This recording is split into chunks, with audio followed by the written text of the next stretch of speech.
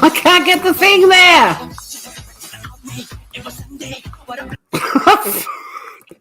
Oh my goodness, guys. Oh my goodness.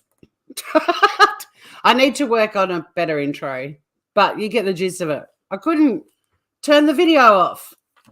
Smooth Criminal. I'm actually over on the Smooth Criminal podcast channel. So if you're not already subscribed and you love true crime, you want to click the link in the pinned post on Better Call Tour and jump on over to my other channel and subscribe, because in a little while I'll be doing all my true crime stuff purely over there. Hello, some groovers are rolling in. Hello, Scout. Greetings and welcome everyone coming in. Indeed, we are very excited you're joining us here this evening. We are. I am. Just so you know, this is a bit of a vent session about the true crime community on YouTube. So if that's your thing, stick around. If not, come back later. I've got a subscription box that I'll be opening a bit later, and that might be a bit more light and fluffy and feel-goody. But I've got a few things I need to say, and I have been in the true crime community since 2018. I was one of the many people who discovered the joys of YouTube thanks to the Chris Watts case, and I've seen a lot of shit over the years, and I feel like it's time I start talking about it, not just between you guys offline, but let's just fucking start talking about this shit. And I've got a reason for doing it.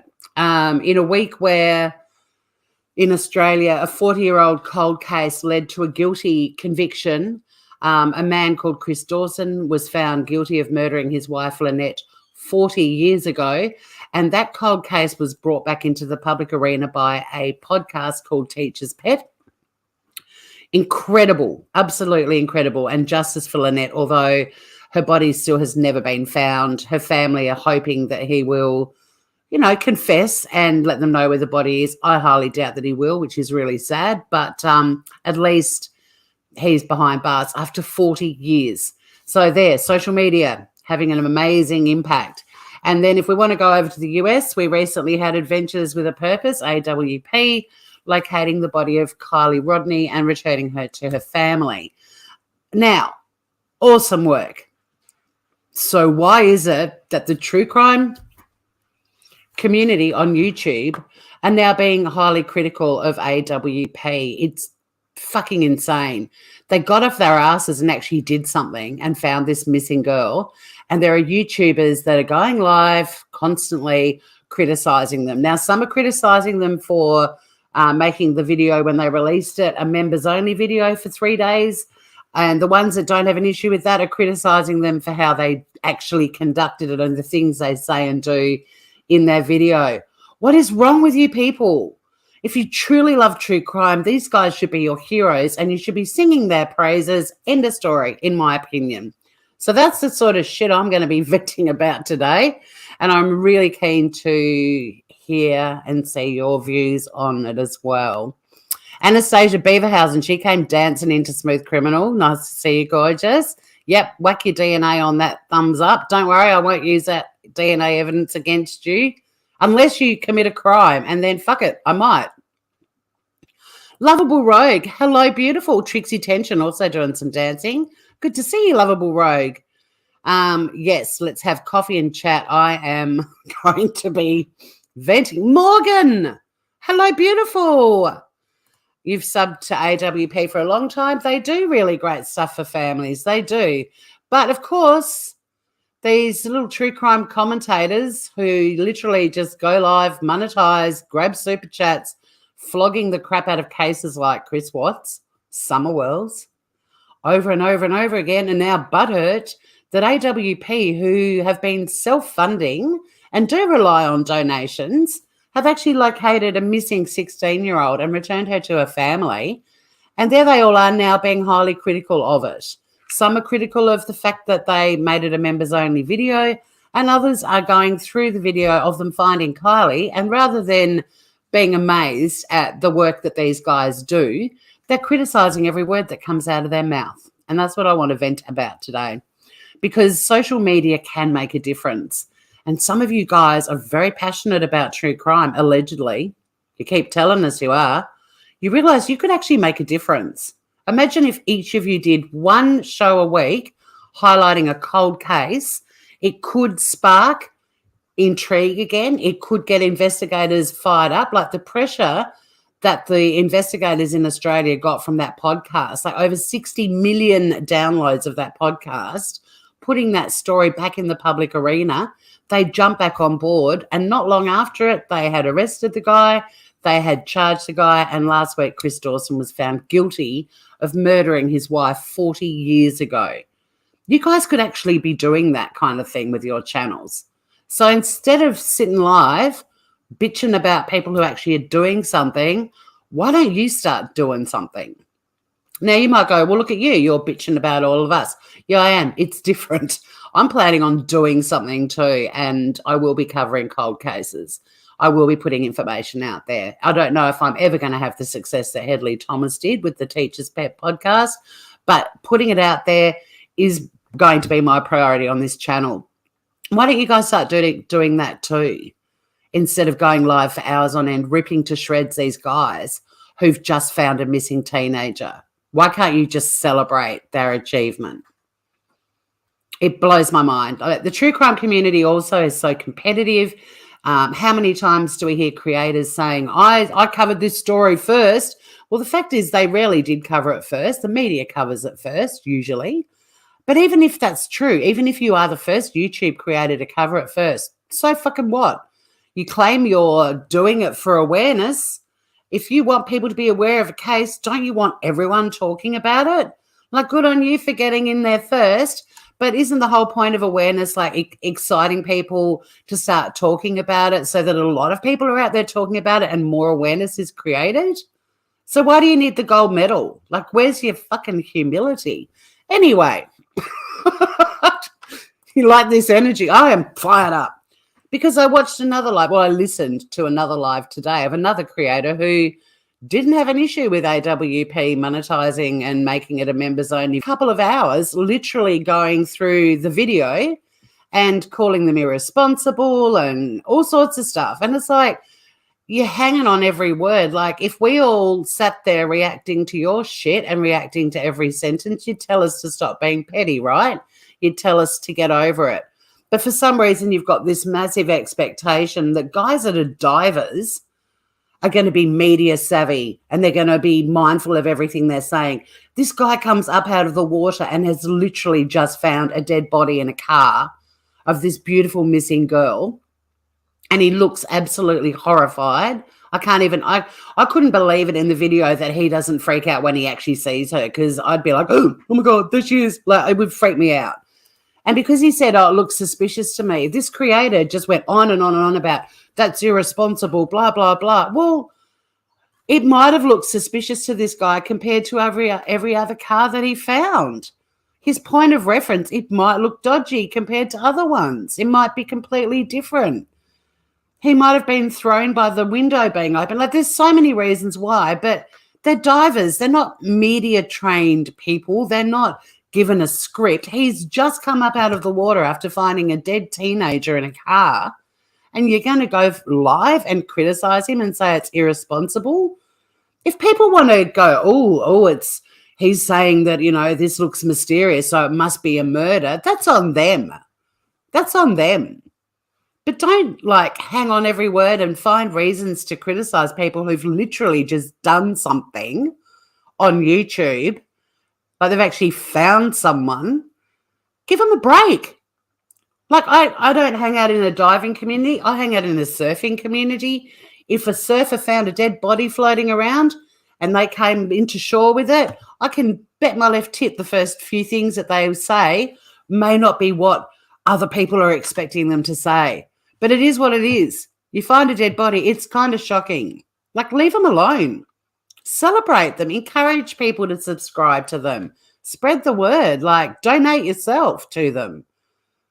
Don't just sit there on your monetized channel taking super chats because you're criticizing people who just did something. It's abhorrent. I listened to The Truth the other day. She is Team AWP, and I put a comment under her video about it because I feel the same way as her. The first creator I saw was just like heartbroken that AWP had put this video on a members only and went on and on and on about how disappointing it was. Why? Why? How do you think they fund their stuff? And also, like, I've got less than 50 members on my Better Call Tour channel, and I feel like I should offer them some sort of exclusive perks. YouTube suggests you offer them exclusive perks, like, you know, they get to see something first. The pressure of just trying to find things to do on my channel for those members is very apparent to me. I can't imagine with a channel of that size how you feel pressured to be giving your members something exclusive. And as far as I know, and I've watched AWP for a couple of years, they always do members only stuff first. It's not new. But why shouldn't they? And then, this creator's going, all these people are going to have to become members to see it. Well, you know, when I saw it, 3 days later when I got the notification from AWP that it was available to watch. Why are you getting so offended and butthurt for how people spend their money? I mean, I could afford to become a member, but I was happy to wait. I actually find it affects me so much watching those videos. I was quite happy just to wait for it to come out when everyone else got to see it too. But I find it really weird that creators that literally are commentators and just sit inside talking about cases for years on end, the same cases, making money off it, are so butthurt that people who actually found a missing teenager are getting some memberships because people might want to watch that video 3 days before everyone else gets to. It's just so crazy. There you go. Nick is a master diver. This was his first fatality. Yeah, well, there you go. I'm just going to go up because I just went on my little rant and I want to just acknowledge anyone else that might have popped in that I haven't seen. Exactly, Morgan. They're not law enforcement. They're just guys with very specific talents. And the thing is, they go to find Kylie. There's all these YouTubers and other people discussing the case and so on. Like, they are possibly influenced by other people's theories. But it just blows my mind. It's like the whole point of that video is they found her. They found her. And these creators are stopping and starting. Oh, that's socially irresponsible and this isn't the right thing to say. What would you fucking say when you come up out of the water finding your first fatality? If it looks suspicious to the guy, he's not saying it is. It's his opinion. It looks suspicious. The guy has literally just seen a dead body in a car. But, oh, yeah, let's go live and critique these people and talk about how irresponsible it is. How is it irresponsible is it that there are YouTubers in the true crime community that are still putting theories about the Chris Watts case out there? That's fucking irresponsible. The case is closed. And you're all monetized, sitting there with all your new theories and dissecting footage over and over and over again. Do you know what all the investigators who handled that case are doing now? Nothing to do with that case. They have moved on. They're the professionals. You're not. It's just the hypocrisy of it and this moral outrage about, oh, they're forcing people to become members. Do you know what you can do? You can pay your $5.99 if you want to see that video 3 days before anyone else, and then you can cancel your membership. And to some people, that $6 was worth spending because they wanted to see it first. But why can't they grow their channel when they're actually finding people? People that have been missing for decades, they're finding them. Fuck, I'd throw your money at them. They're people on YouTube. I feel sick that I used to super chat true crime channels because I found them entertaining, or I liked an angle they were taking with something. Like, I was paying people just to express their opinions, and that now I look back and go, why? I should be funding the channels that are actually doing something. And like with my memberships, I don't want to ever do members only stuff because I want everyone to be able to see my average stuff. So what we do is we sponsor animals every month. That's what the memberships pay for. And the members, I feel, are happy that that's what happens with their memberships. I think my top tier membership is $8. So that's what I do because I don't want to do members only stuff. I want you guys to all be able, I don't want you to feel like you've got to pay to see me venting. I've been to the gym and I'm fired up. I'm just so annoyed about it, and I'm so tired of just thinking these things and not actually saying it. So it's a new regime here at the Smooth Criminal Podcast. But yeah, thank you. I like my energy. Fired up. Yeah, they're civilians and they have an opinion, just like you fucking armchair detectives have opinions. You're all irresponsible too, right? Oh, no. No, we're not. We're spending years of our lives rewatching footage and coming up with all these theories, even though the person who murdered his wife and children has been convicted and is locked up in prison for the rest of his life. I'm speaking the truth. I'm so angry. I'm not, this is me angry. This is as angry as I get, and I can still laugh. I just can't sit back and not say anything anymore. I just feel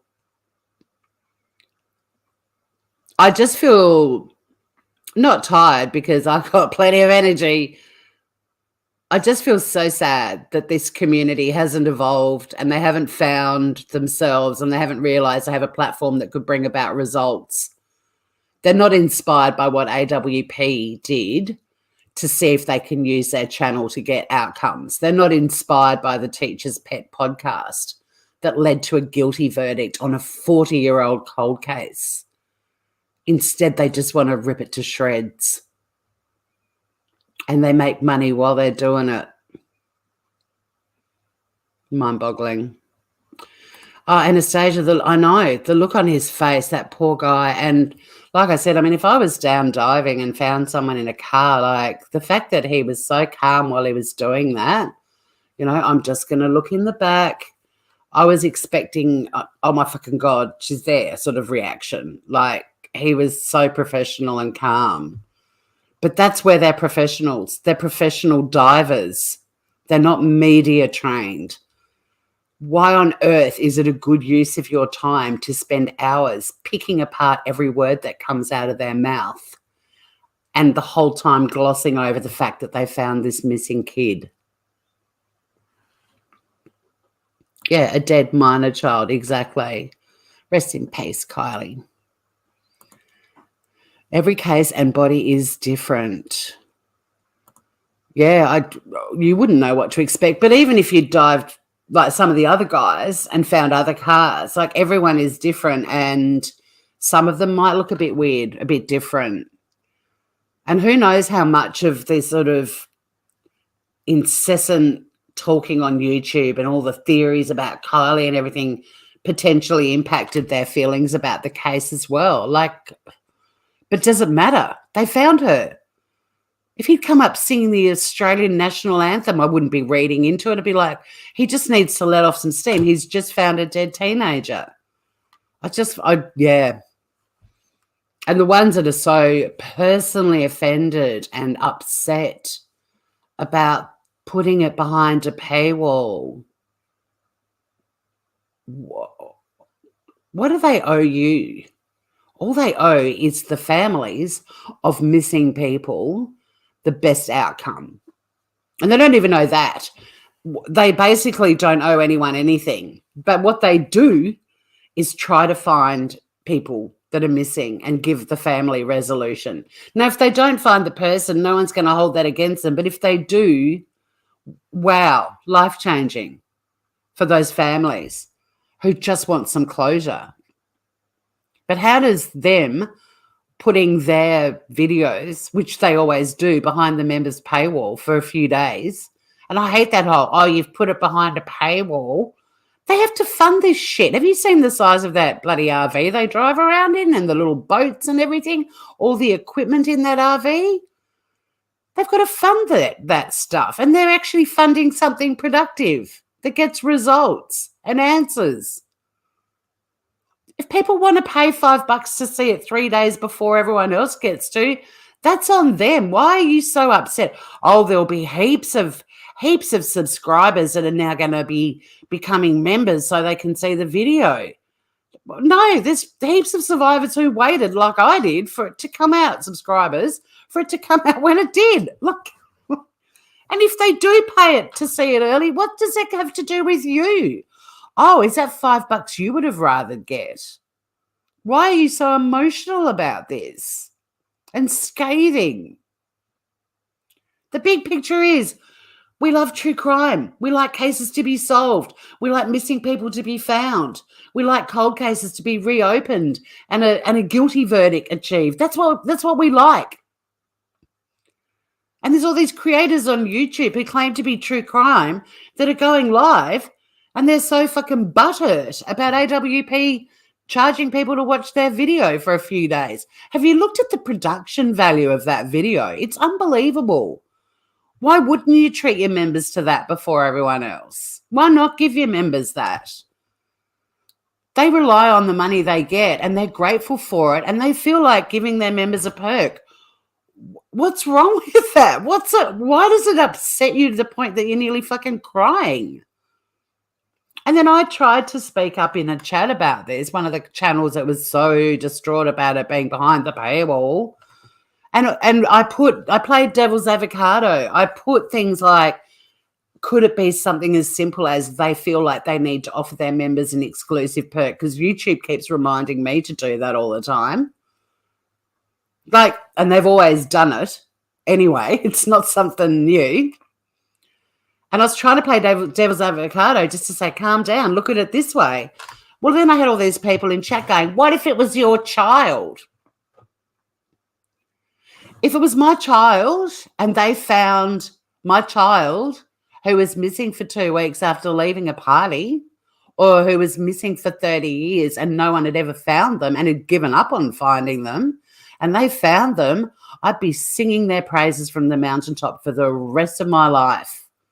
I'd be donating every spare penny I had to keep them doing what they were doing. I would be forever grateful for it. That's what I would do if it was my child. So shut the fuck up, chat, in that channel. Their family, Kylie's family, gave permission. Every family that they AWP find someone, give permission for it to be shared. They're very tactful. They blur things out. They cut things out. What? Why have you got these strong views and you're so fucking upset about it? It's not your story. It's not your child. What if it was your child? Like I said, AWP would be my heroes. I would write songs about them. I would go live about them every day. I would wear clothing with their branding all over it. I'd be encouraging everyone I knew to donate. I'd be donating my memberships to them. That's what I'd do if it was my child. Go fuck yourselves, yeah, snarky little people in chat in other channels. The histrionics and the tears, and why? Why? These are creators that have been talking about the same cases for years, and their little coffers have been filling up, and all they've done is sit on a chair and talk about a case. And they're so upset that people that actually found a missing teenager are getting money. What a warped fucking way of thinking. I'm so glad that I'm irritated by this. I am so glad I'm not cheering. I'm going, yeah. And anyone putting a different version in chat. What if it was your child? I'm so glad I'm not that person. I am so glad. It's about time to say my eyes look nice. My post-gym eyes. I didn't even bother putting shit on my face. I don't care. I do not care. I'm 55 and I have things I want to say.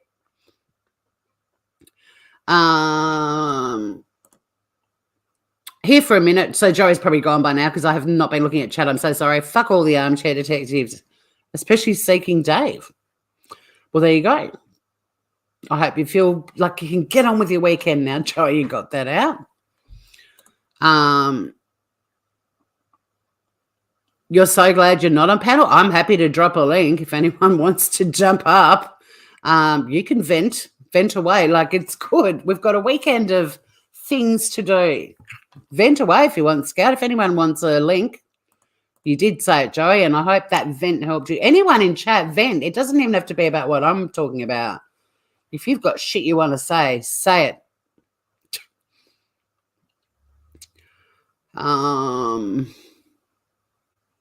Yeah, they do. They get off their lounge. Fuck y'all. Fuck all of y'all. Yeah, you saw some people complaining about them getting all the donations. Now, look, Anastasia, you and I are kind of OGs. We've been around a long time. We've seen this shit for a long time. How are you feeling about me now? I'm refusing to just sit back and say nothing. I'm not going to turn into a YouTube bitching channel, but I am going to point out things that I see that just irk me. And I find all of this irksome. These artificial wannabe keyboard warrior detectives have a lot of freaking say. Let them do a job of real LA and EMT, then come talk to me. Exactly, Scout. Don't get me started. Should have been a copper, not a postie. Get started, Joey. If you've got things to say, you get it off your chest. Bristol, hello, beautiful. Agreed. That's how they've always done their videos, but most creators never mention that. It's nothing new for them. No. But even the creators who don't mind the whole members-only thing, but are going live and critiquing every word that comes out of their mouths and how they're sort of pitching it. Wow. Wow.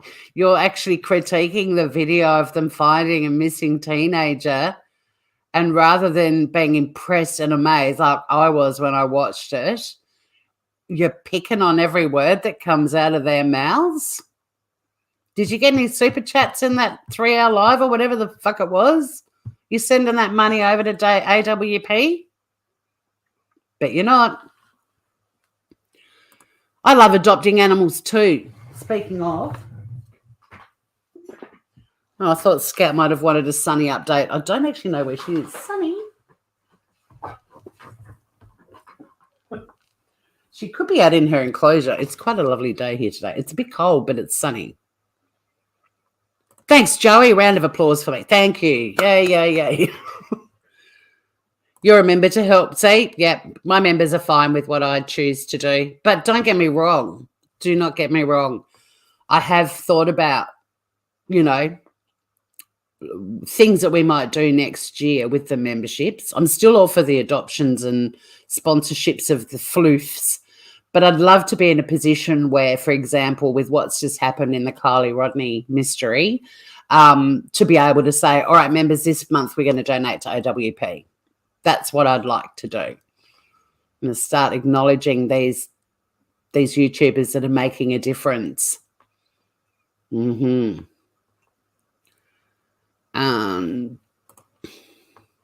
it stores that if, God forbid, it's one of their family members.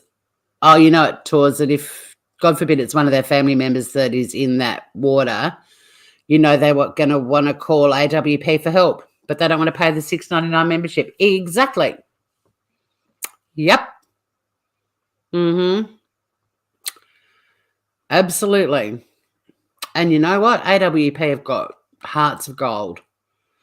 But if they turned around to one of those creators and said, yeah, nah, I wouldn't blame them. I wouldn't blame them. I mean, they wouldn't. They're good people.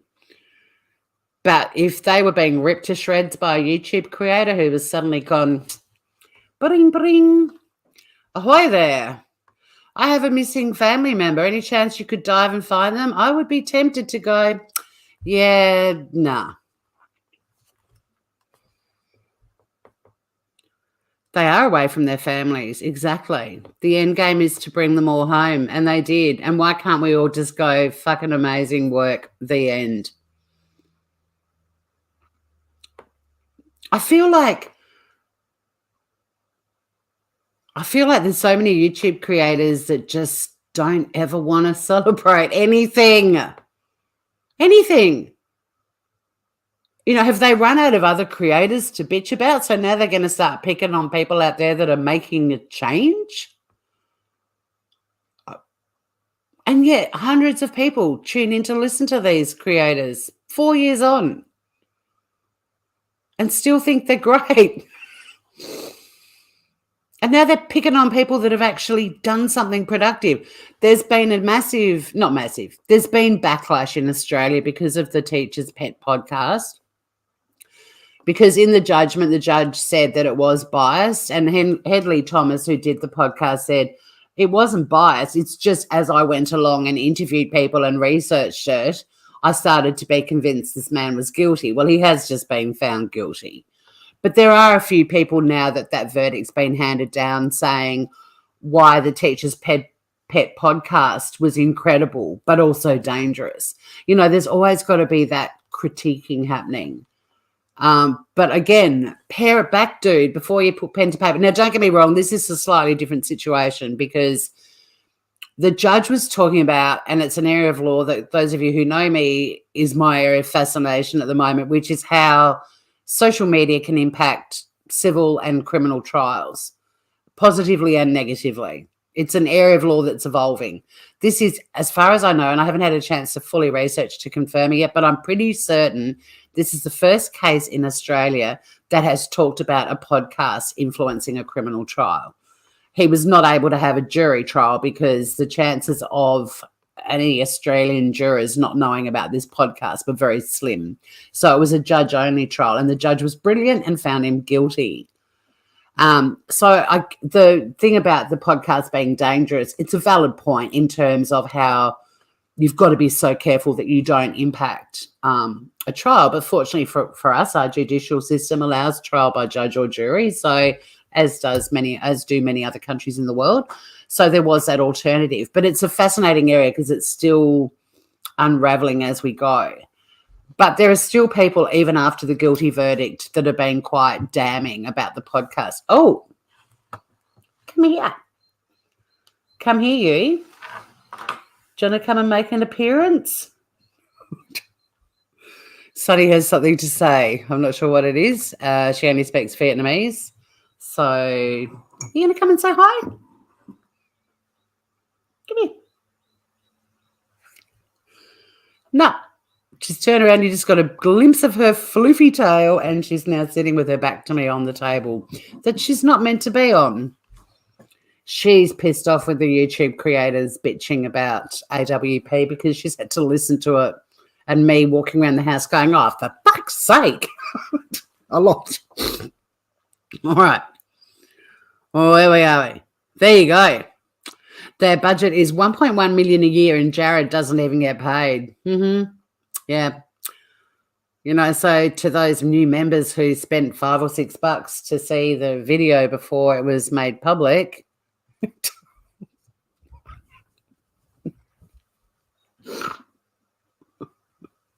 What are you doing, Sunny? What are you doing? Oh, bless her. Yeah, right there? Are you coming back? Okay, we'll clear a path. That's the microphone. Are you going to speak? Here we go.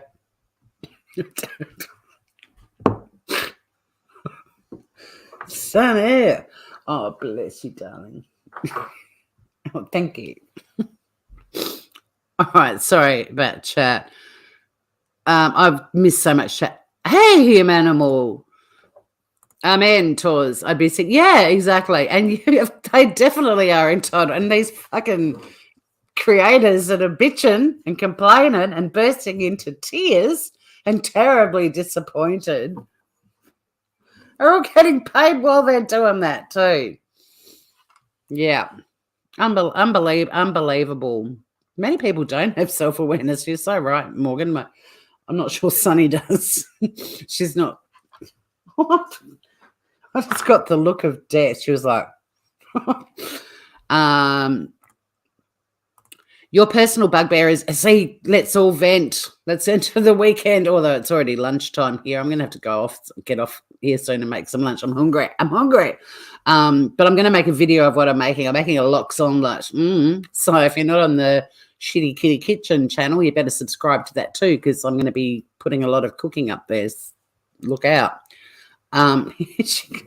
The constant repetition of wrong statements, false facts, incorrect info. Yep. I'm also irritated by, if we're going to vent, pronunciations. The next person who calls Ikmel, my laptop is in jeopardy of having the screen punched because it's Icked like wicked without a W. Ikmel. Very easy. You read it like it's spelt. Ikmel. And you've got people like that are going, Ikmail or whatever. And in chat, they're going, it's Icked like wicked without a W. And they read it and they go, oh, whatever. No, get it right. It's their fucking channel name. His name is Nick Mel. Like it's Icked Mel. Stop it. Sonny makes many appearances. Hey, Scott, how are you, mate? You're doing a regular Friday live on gang stalking. Well, you do that. I might have to listen to one of them, Scott. I haven't actually. It's clearly a topic you're passionate about, so I might have to tune in. You may not even be in here now, but there was, Scout, I couldn't find her, and then she did the several struts. She's now eating kibble in the kitchen. I can hear her. AWP weren't reserved enough, though. I think they're fabulous, but their headline, murder or accident, was inflammatory. But they should be applauded for what they've done. And, yeah, I kind of covered that a bit earlier. Like, one of the creators was scathing of that. And, maybe it is irresponsible. But, again, we don't know how much information they had or what might have influenced them. And also, the one comment that got critiqued the most for being irresponsible came out of the mouth of the man who just found Kylie and had come up to the surface. And he said he thought it looked a bit suspicious. But I don't listen to them and think that their theories, I'm not watching them for their theories. I'm watching them for their rescues. And that's my point. It's like anyone could watch this live of me and go back and critique every sentence that's come out of my mouth. I could go live and stream and critique the creator who is critiquing everything coming out of AWP's mouth and create that and critique that. I think subscribers should be shown some respect for having intelligence. I feel like creators get so upset and offended on all the time, and they use their subscribers as the reason for it. But in doing so, they're diminishing any regard that they should have for their subscribers for having independent thinking and brains and choice to put their money where they want to, like that's what comes across to me when I hear these creators. They justify their butthurt and their nitpicking and make out that it's all about, in the interest of their subscribers or AWP's subscribers. And they're completely devaluing the subscribers for not having their own independent thoughts, for not choosing how they spend their own money.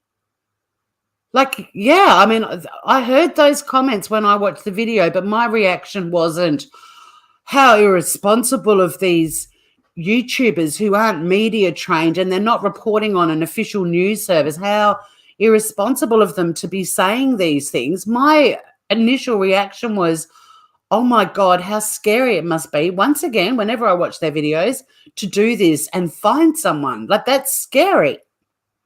Finding a dead body is scary. I don't even, if they're sort of saying it looks suspicious to me, my thought, if I even acknowledge it, is, well, let's see what the investigators come out with. I don't deem their opinion to be fact. And I don't think other subscribers do. And I don't think creators should justify their scathing criticism of people by using their subscribers as the reason that they're so scathing. Because subscribers are not stupid. We do not exist on YouTube without subscribers. Show some fucking respect, man. Sorry, Animal, you got me on another thing because that was a thought I had earlier. Because I heard way too many creators being critical of AWP for the paywall issue, and I don't like saying paywall, the membership issue, and also the wording that you use. I mean, they weren't even smart enough to use the word inflammatory. But I've seen heaps of channels with really dodgy friggin' headlines too. So, you know, but at the end of the day, we listen to stuff, we form our own opinions. It might inspire us to listen to an alternate view. That's what I usually do. But I don't take anything I hear on YouTube as gospel unless it's coming out of the mouth of a doctor who's talking about COVID. I might pay attention to that, or a scientist talking about some new discovery, or like I will put weight on people who are qualified to deliver opinions. But for the most part, it might pique my interest, or I might just decide it's all a bit and move on. You want to come up and say hi? Let me drop a link in. I've got a lot of chat to catch up on. There's a link. So while that's happening, I'm gonna. You'll celebrate when gang stalkers get arrested. Well, I wish you all the best with that, Scott. Reese, g'day, Groover. You just had to go rescue your little brother from a nearby town, met a 39-year-old Scandinavian doctor and got in over his head. That sounds like a good rescue mission. Well done, Reese. I can't stay and listen to these creators at all. If all they can do is bitch about how AWP went out and found this child and did something amazing, it shows their true character. Jealous much? Yeah. Hello, gorgeous. Hi, Morgan. Hi, how are you? Good to see you. I've missed you. I missed you too. I wanted to say hi to Sunny. Not you, but you're there, well, so that's okay. I saw her earlier when I said that. Hi. She's so cute. Sunny, that's Morgan saying hello to you. She can't hear you because it's coming through my headset. Oh, okay. All the way from Sunny, California. That's a hello from California. She said Xing Chao because she's fluent in Vietnamese. You just cracked me up when you said that. Why does she speak Vietnamese? Because Biscuit did too. It's just because I chat to them in Vietnamese when I first get them, and then they learn Vietnamese, and then whenever I talk to them, they just look at me and like, don't know what you're saying, basically, because it's not Vietnamese. Well, I'll let you catch up on chat. I was just gonna say hi. It's really good to see you. It's good to see you. Look, I'm so way behind in chat. I might even just scroll right down. Hi, Leah D. She's qualified to agree. You're qualified to agree. Does that count? Absolutely. And Humanimal, I mean, why shouldn't they have a paywall? They need to be funded, and people complaining about it are also begging and cajoling for funds for sitting on butts. Exactly. I mean, you agree with all of this too, don't you, Morgan? I saw in chat your comments were sort of saying you agree. I do. I don't even understand why it's even I don't know why anyone's worried about anybody else's money for the first thing. And then also... Especially when that money is actually going to finding people, helpful. You know? Yeah. I mean, like the comment you had, if that was my child, I wouldn't probably be on YouTube. I was off YouTube for like a week when my dog died. So I'm pretty sure I'm not concerned about how people are making money to go help another family. So I just don't even get how you could say that out loud and not even think about what you're saying. So that's what I meant about self-awareness. No, and I find that's often a line that people in chat use, and even creators about, you know, what if it was your child? And it's like, to be honest, I mean, I don't have children, but to be honest, until you're in a situation, you really don't know how you're going to handle anything. You don't until you're in that position. But if it's something like a missing kid or family member and they're found by that channel, I already know I would make it my life's mission to tell everyone about that channel. Like, I would be forever grateful, and I would do anything I could to help them keep finding missing people. Oh, of course. I do know that that's what I would do. It would inspire me to flog their name as much as I could, and even see if you could get a team happening in Australia for them to do the same sort of work here. You know, like it's so weird that people go, oh, you know, what if it was your child? Do you think that Kylie's family weren't asked about this before all of this happened? I mean, the first person they called when they found Kylie was Kylie's family. Of course. They give a fuck about, they're doing it for the families, you know. Then they rang the cops.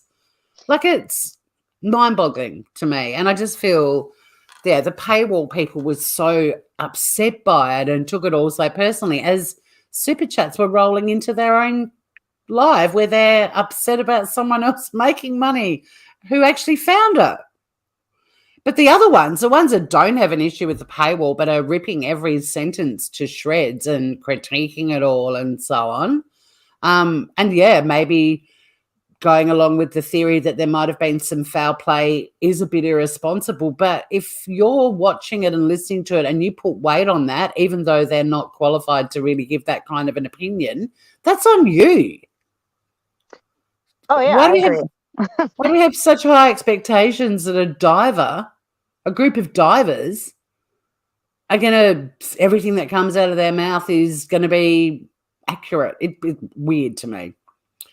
So, yeah, this is the new Tory Morgan.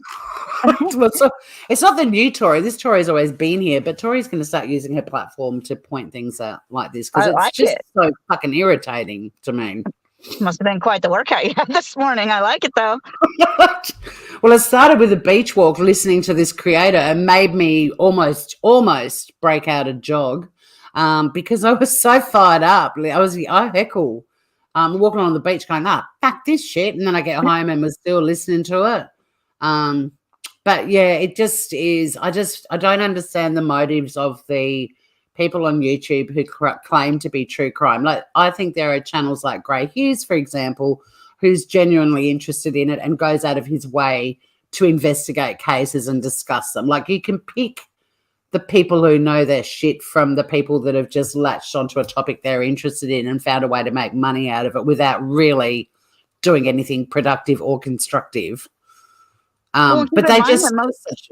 Most of their dives are not for, like, major crime cases. They're, like, cases that no one's even thinking about or looking at anymore. So, I mean, just because this one happened to be pretty big. I mean, most of the families don't have the luxury of national and apparently international news stories to try to find their family member. They've been missing for however many years, and it's just as devastating for any family. And so they're out here just doing things that, I mean, I can't imagine that many of these people would even be found if they weren't. No. And then again, like, people using their social media presence for good, not evil. That case last week in Australia that was brought back into the public arena and reignited an investigation and led to a guilty verdict last week, a 40-year-old cold case. Yeah. And people are scathing of Hedley Thomas, who did that. And he's a journalist, and it's a brilliant podcast. And if you love an Aussie accent and a nice voice, it's worth listening to it just for that. But it's also a brilliant, brilliant podcast. So I just find it, it's kind of ironic that in the same sort of, period of time that Kylie was found by AWP, and so many of these apparent passionate true crimers are being so scathing about them instead of just simply celebrating an amazing outcome for her family, horrible outcome, but amazing that they found her. In Australia, we've had an incredible outcome and a 40-year-old cold case, a guilty verdict. Like, these are things we should be celebrating and going, my God, these people use their platforms for good, not evil. Yeah. There are heroes. Like, fuck me. But it's inspired me to start looking at some Australian cold cases and talking about them. And I know Mel said she's keen to do some as well, because why not, you know? That'd be awesome. Yeah. And there is a true crime guy that I listen to who looks at cases that are solved. Like, he does the sort of storytelling, a bit like that chapter. He does the storytelling, but at the end of his show, he's always got a highlighted missing person for that show. Like, so he's like, today the missing person we're talking about is so and so, and he does their photos and their descriptions when they were last seen.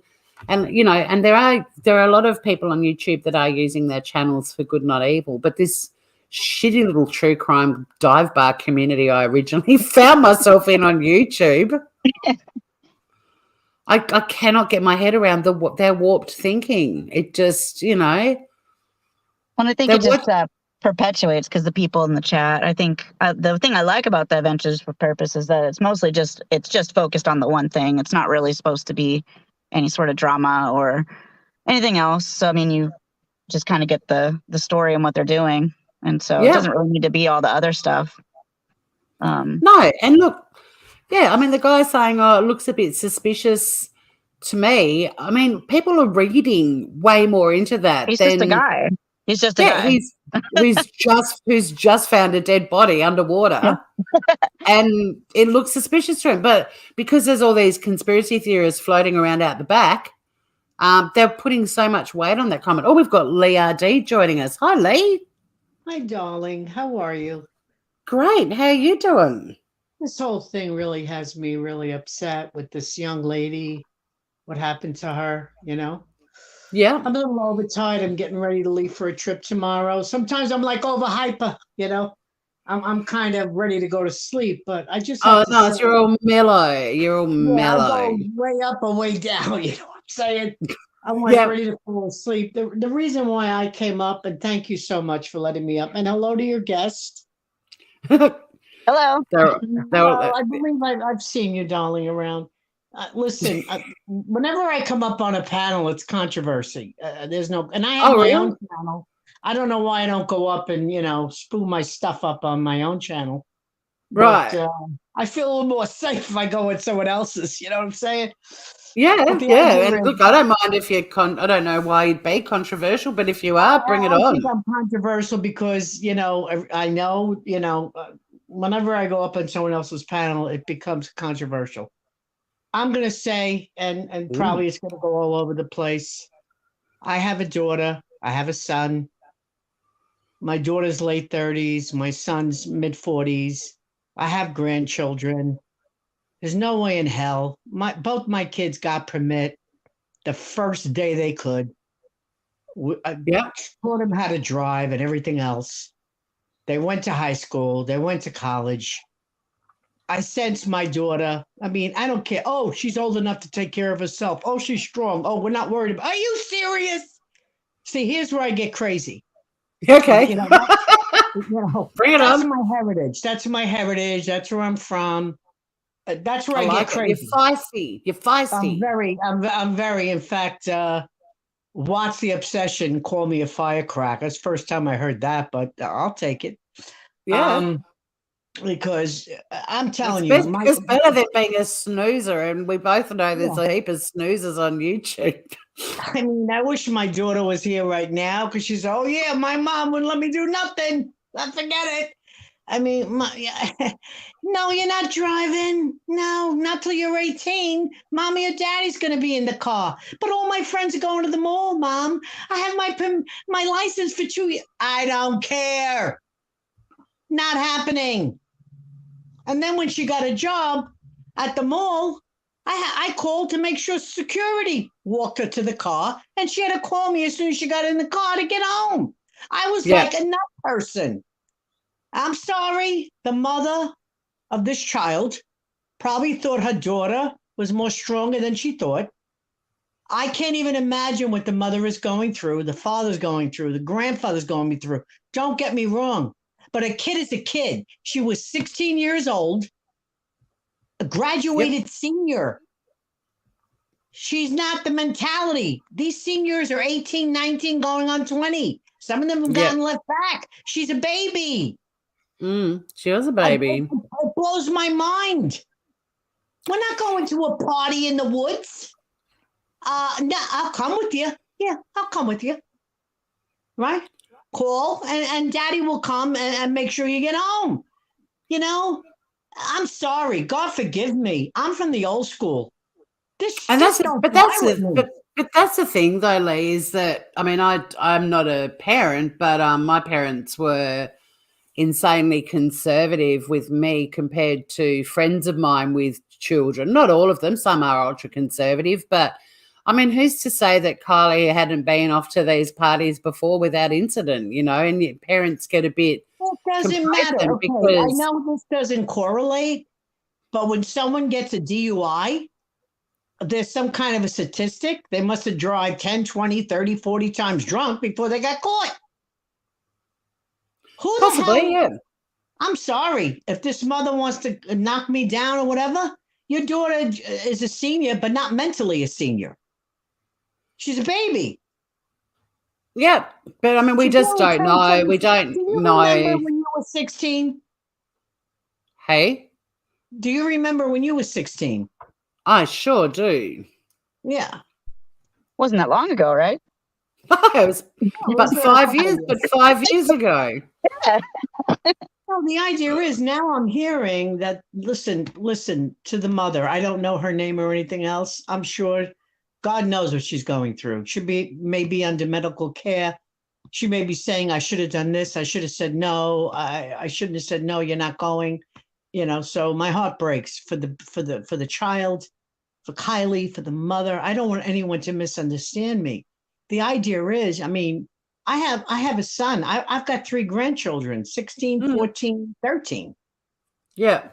But see, the thing is, Lee, I mean, I'm playing devil's avocado here, and I'm about to add humanimal as well, but I just want to say that I lost friends when we were younger from car accidents and being passengers in car accidents with somebody else at the wheel, and I've never once felt the parents are to blame, because it's still, even though they're kids, they've still got their own minds and make their own decisions, and sometimes I'm not accusing you of that. A 16-year-old does not have a full brain capacity to make the right decisions.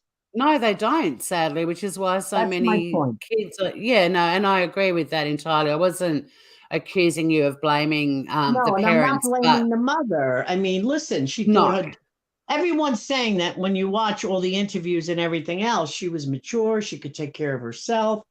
She knew right from wrong. She's not going to put herself in danger. She's still 16.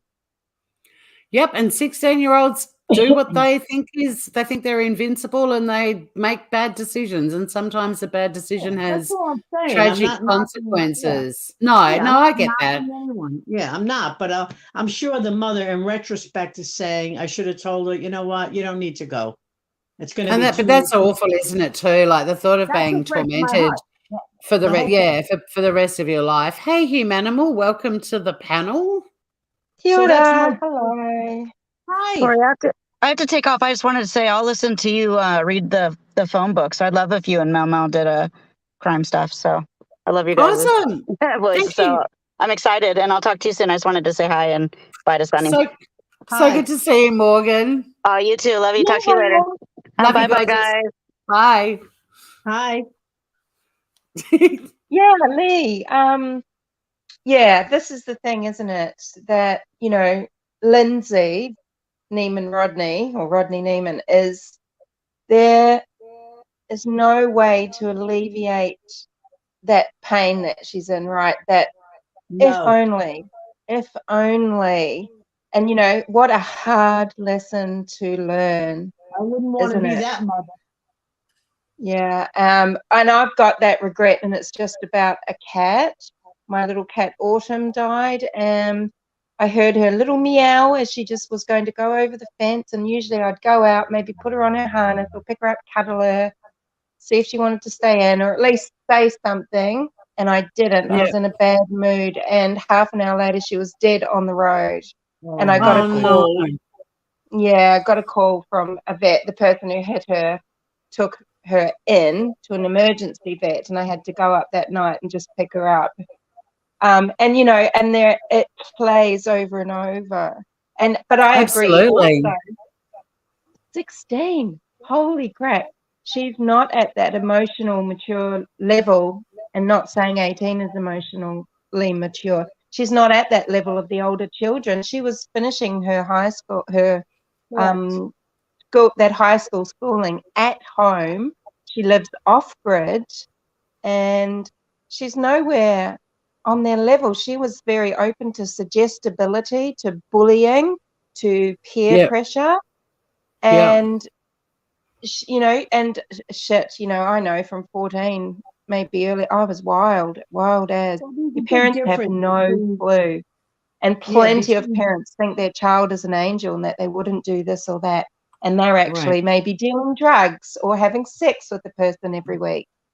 And the parents have no clue, because the children understand how to stroke the parents and how to keep their, the kindness of their parents, sort of thing. And, there's a lot of mystery to what children get up to.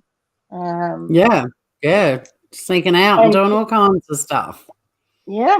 And it's we can all hold that thought that, God damn it, Lindsay, what were you doing? Come on, wakey. But at the same time, you have to have that compassion. She knows it. She doesn't need us to tell her. Yeah. Well, when I first moved where I am, where I wound up to raise my children, which are grown adults, there was many homeschoolers around. And they're not treated the same. Homeschoolers, it's not my fault or any parent's fault. It's a peer thing. So homeschoolers are not treated as the same students that have known each other for years. So she may have been they sort of get a bit isolated from that. So she may have been like an outsider. Social exposure. Right. She may have been. It sort of, to me, feels like she left in a bit of a rush and was probably distracted and upset about something. Like, that's sort of the vibe I've had about it. Like, I don't really get many, I'm not psychic or anything like that, but I do get vibes about cases. I haven't had many with hers, except I just picked vibe. I've been listening. But I just picture her being like taking off from that party, and possibly had someone should have gone with her and didn't, and she was distressed. That's sort of the only thing I got from it. It's like the odd man out. She's been homeschooled. These kids have been together, junior prom, homecoming, senior prom. She's being taught at home. So I don't know. It just wasn't the right place for her to be. Hindsight is great. My heart breaks for the mother and the child.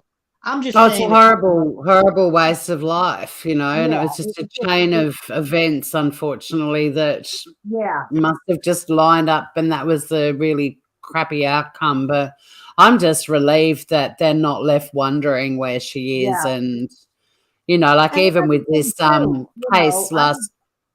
I was a teenager in the 60s. You don't leave, I don't want to knock any of her friends.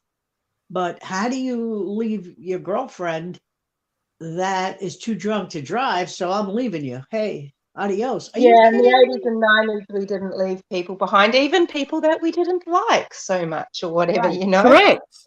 And whenever I woke up in a gutter, I was waking up with some other people around me, usually, or somewhere. But, just on that, though, I mean, we had a very different childhood, because my niece has just turned 16, and mine too.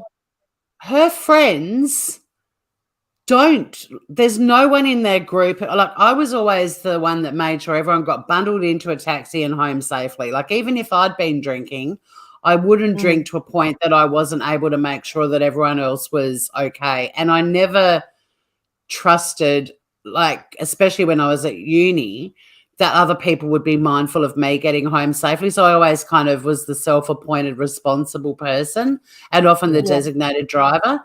But my niece, Lily, who's just turned 16 in July, was telling me that in her group of friends, and I mean, they're not even like out and about in the drinking scene or anything, but they've just had their school formal, but they don't look out for each other. They don't have wingmen. They go out, they do whatever the fuck they want. They leave when they want to. They don't check on their friends. And it was quite an interesting conversation I had with her, and quite scary, because she was sort of saying that she's becoming what I was, like because nobody else in her group of friends is. And I think their childhood is just so different to us, because we were raised to think of others and they've been raised to think of themselves first. And it's a very Me reflective. A lot of the parents, excuse me, I'm sorry. To me, a lot of the parents think of themselves first, and the children are just like, well, there's that too, yeah. You know, there's the parents are like that too. They're texting, the parents are working, the parents are on YouTube or whatever they're on, Instagram and everything else, and the kids are just, you know, they just happen to be accessories. Here.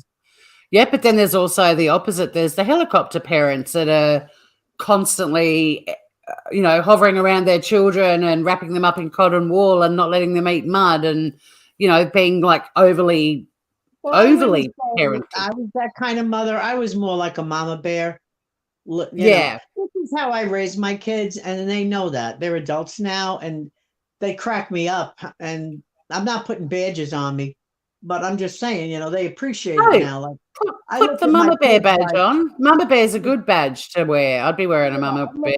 Like, I raised my kids with the attitude since I had them was like, you know, like a fisherman or a fisherwoman, you know, that has a pole out and catches a fish. Let the fish go and go and go. And then that's how I thought of my children. I know it may sound crazy. And if they went too far in danger, where they go out in the water or maybe get eaten by a shark or get caught in the rocks, I'd reel them in.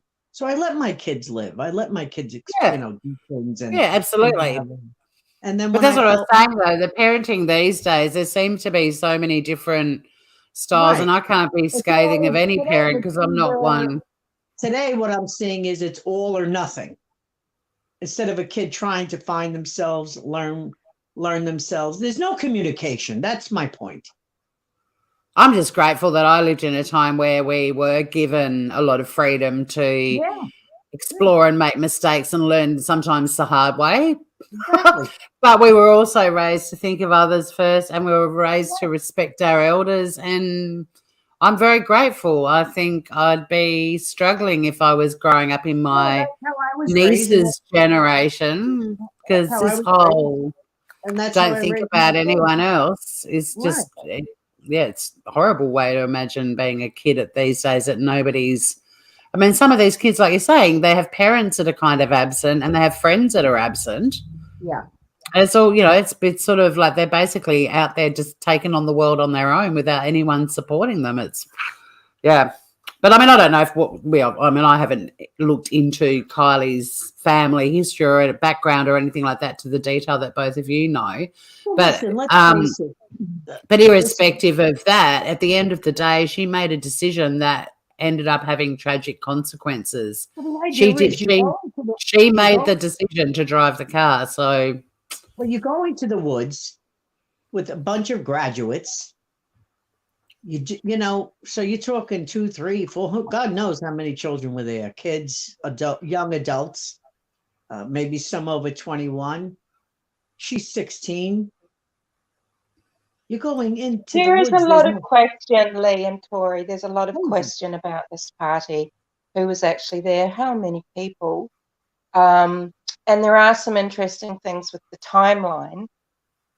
Just briefly, quickly, before I maybe say something about that, though, I just wanted to say, so that Tori understands, about how Rodney's family, the Rodney family, lived. So, you know, Lindsay, I mean, Kylie's really young, and I guess when I look at the mum, you realise how old you are because she seems so young. But of course, she's probably in her 30s, and she's living off-grid in these cabins, at which they are now selling. They've listed them for $1.7 million. It's called the Lost Trail or something like that, because who would want to stay living there? It's the place where her daughter never came home. Now, to get to this, to get there, okay, you have to drive kind of in an off-road situation, just on an unsealed road. It's really rough, and you have to go through a tunnel, and then from what I've heard, you even have to walk the final distance. This is the environment that, you know, Lindsay, as mum, has allowed her daughter to go out and expects her to find her way back. She was a new driver. She hadn't been driving for too long. Lindsay is not on social media a lot. She's an off-grid person, so she's not posting a lot, but there is one video where she says that it's her daughter. She says, "I'm so proud of my daughter. She drove through our tunnel today."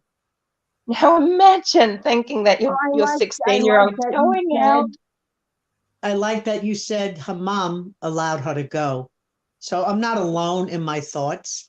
And I'm sorry to the mother, but you should have not let your daughter go. Now you're going to live with this for the rest of your life. I understand it's a different time, a different era. You know, a 16-year-old brain is a 16-year-old brain, period. Yes, we But don't. the thing is, Lee, like, again, that's for the purpose of discussion. I just want to say very quickly too about selling the property. Speaking of missing people and cold cases, there's a girl missing in Australia called Liesl Smith, and she's been missing for 10 years. And her mother was recently interviewed because they're putting the spotlight back on that case. Unfortunately, the most likely person to have murdered her ended his life, which is awful. But in the interview, she actually was sitting in this house and she said, "I have had to keep this house because I've been holding out hope." And then it got to the point where I wasn't holding out hope anymore, but I couldn't move here, thinking that she might rock up one day and knock on the door and I'm no longer here. So, you know, and that's a really like full-on comment to make. So with the Rodneys, like, to sell up, and because it's got all those memories and stuff, but it's because Kylie's been found they can do that, because this mother has lived in this house that torments her, with Liesl's bedroom still the way it was when she went missing and everything else, because, you know, there's still that tiny chance that her daughter might rock up and she won't be there. But the other thing I was just going to say was about the mother shouldn't have let her go comment. I apologize for that. It's a different Lee, but what I want to say, if you let me just say my comment, because I'm trying to provide an alternative, is you can't stop your kids from doing stuff. Kids sneak out and jump in cars and ride themselves off all the time. Many broken windows, and my son's a very successful man today. Yeah, so it's sort of like, I hope that Kylie's mother doesn't feel like she shouldn't have let her go. I hope that Kylie snuck out. No, what I'm hoping is that the mother doesn't live the rest of her life in complete torment, because you said what I wanted to say. I'm just so upset with learning this child's death. You're correct. No matter what you do, no matter what you say, the kids are gonna find a way to get out and do what they want. Absolutely. So I don't want this mother to feel it is what it is. It was the child's time. But this is the point too, Lee. May I say something? Sorry, because I just to move the conversation, keep moving it forward a little. I just wanted to say, so that's the situation of where Kylie lives. Now, the mother is saying that, you know, she had given permission. It seems that way from what we're told the last text was. The text is very strange because it says, "I'm going to leave here in 45 minutes. And that text was sent at 11:30. It's like, okay. But, you know, why? I feel like having received that text, and then maybe she just wouldn't wake up when Kylie came home. But I feel like some parents, let's just say some parents, would have gotten in a vehicle and gone driving down that track at 3 a.m. if the daughter's not in the bed. Where is she? Has something happened on this track? Did she crash into the creek? She gone off the banks? What's happened? Was she drinking? Was she driving drunk? What, you know, there's not a big level of concern. And from what I understand, it wasn't Kylie's mother that called the police. Okay, I thought, you know, Well, it was the fact friends. that you're saying there was no level of concern because her daughter's strong, her daughter can handle herself, whatever. I mean, come on, 16 is Yeah, 16. she's a pup. Kids are going to Yeah. do what they're going to do. So, yeah, I mean, I agree with you 199%, but maybe the mother was tired. She worked all day. She fell asleep. She thought Not she'd get every up and parent is do it the with the same. yeah. I mean, you know, hindsight is worth nothing. You know what I mean? Exactly. But also in terms of just moving on with the conversation, I'm really interested to see how both of you feel about these other YouTube channels and the fact that, because that's really what I was talking about with my live is the opportunities that YouTube creators have to make a difference. And instead of celebrating those who have, i.e. AWP finding Kylie, or this recent guilty verdict in Australia with Chris Dawson being found guilty 40 years later of murdering his wife. How do you feel about these YouTubers that are being scathing about AWP? Firstly, for putting their video, which they always do, behind, like, I'm not going to say behind a paywall. I hate that expression. It makes it sound dirty. Giving their members exclusive access to it first.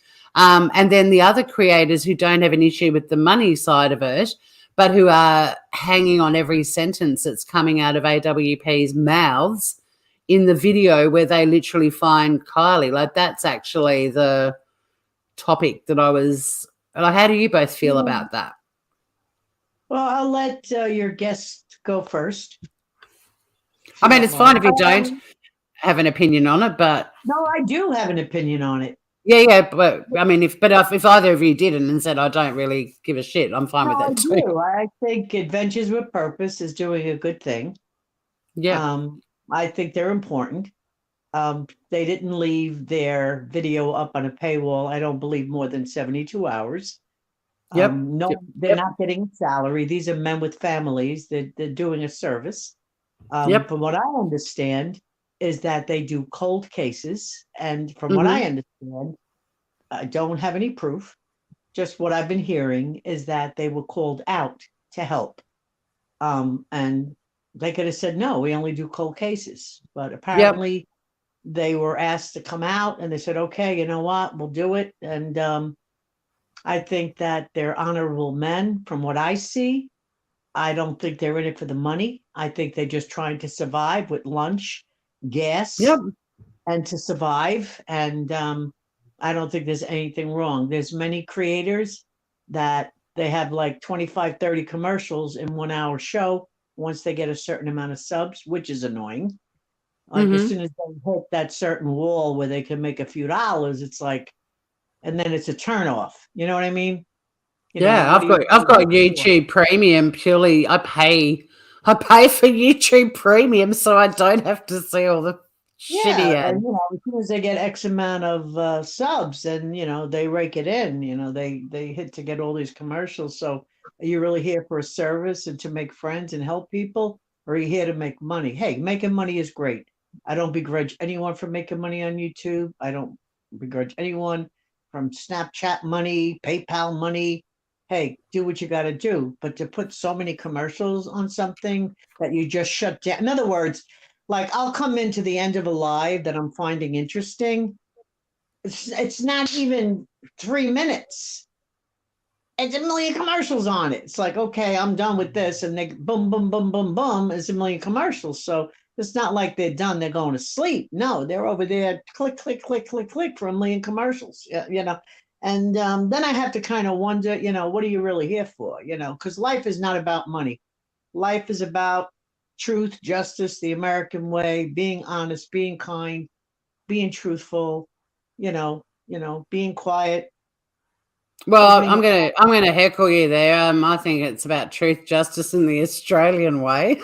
Well, I'll say that. I mean, hey, I think if I had to move anywhere else in the world, Australia would be where I'm going.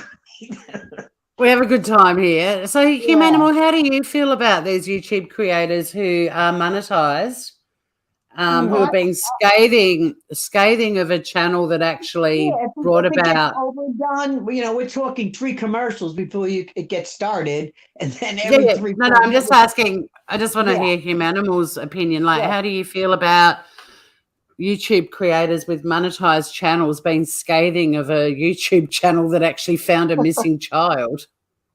Yeah, the hypocrisy is strong, isn't it? Yeah. There's there's a lot of jostling, isn't there? There's a lot of muscling, jostling, grifting, and they want to string everything out. Some of them. Yeah. Yeah. Because Yeah. the longer it goes on, the more money they're making, the more inflammatory they are, the more viewers they'll get, the more money they can make. And I guess it's like the making hay while the sun shines sort of thing. They find a case, they latch on. Yeah, latch on, don't let go. And I mean, does it boil down to something really simple that they're pissed off that channels like AWP actually get results and do what all these people who allegedly love true crime inherently are expected to do and don't? Is there some sort of sour grapes that AWP actually deliver results? Like, do they feel like AWP is dipping into money that should be thrown at them? Like, they're taking money out of their mouths, they feel like. But I mean, I think, they're all scrambling. They think there's not enough to go around and they want their cut. And also to badmouth someone, I think that's just a way to garner revenue and clicks, But not everyone is like that, even though they're monetized.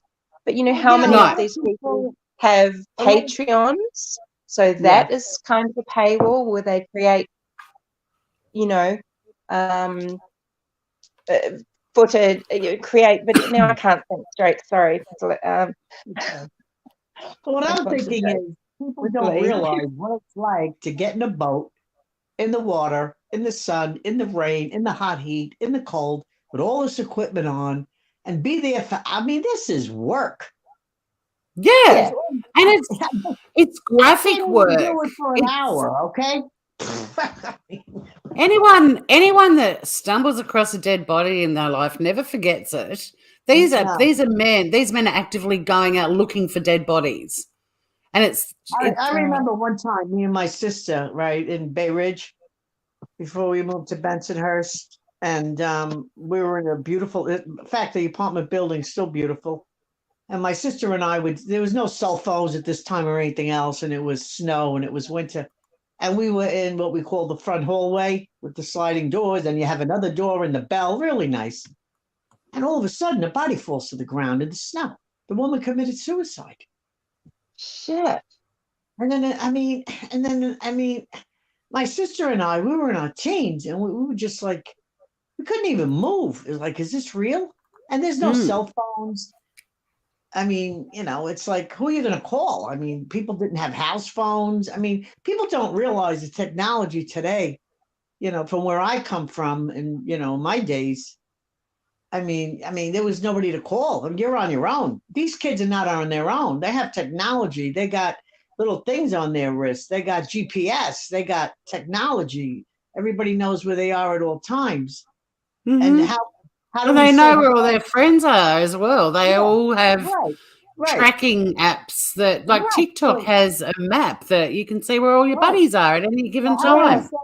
Her phone went dead at 12:33 a.m. Well, if her phone went dead, we got to find her. Right then and there. Her friends, she called. I'm trying to call her back. She's not answering. Why wasn't there a panic at that point? Something happened.